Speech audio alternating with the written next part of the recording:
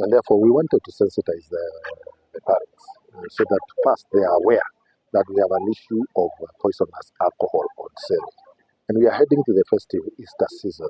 So even as their children go out and enjoy the festivities, they should be able to sensitize them that we have 4 different bloods of alcohol that is cheaply available around bars in Nyeri that is actually poisonous.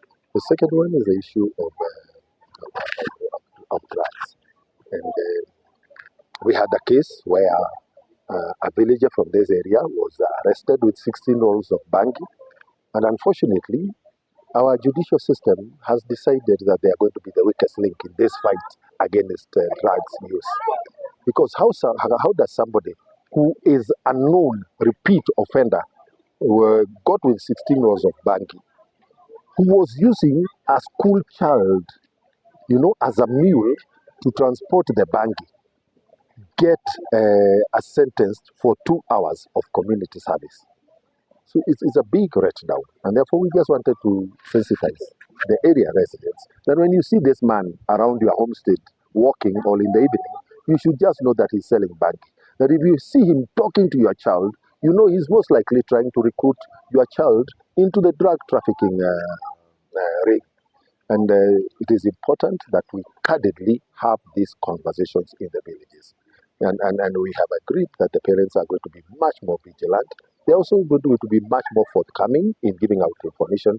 And they are not going to be discouraged by the fact that we had this guy called Minor arrested and released by connivance between the police, the office of the Director of Public Prosecution, and the judiciary. Because how does a magistrate say that a person with 16 rolls of bangi, because there was no cash on them, it was for consumption? At what time did it become legal in this country to consume bangi? So we are having a society that is becoming rotten, including in areas where people have a definite mandate and they are supposed to protect the good of the society. And I've said I'm no longer going to keep quiet as a member of parliament. We are going to engage candidly with parents, and we are going to declare that in this constituency, if the offices that have the mandate of protecting society from evildoers, if those offices are not going to protect the society, we are actually going to protect ourselves. We will not allow somebody to go rich over the addiction of our children, or somebody to grow rich while selling illicit alcohol and get rich on the graves of our children. It's no longer tenable. If the systems, if the government systems, and I am a pro-government MP, I'm elected on the ruling party, but if the government systems are not going to protect the communities, we will not have a community in the future. I will read the people of Nyeri in protecting ourselves.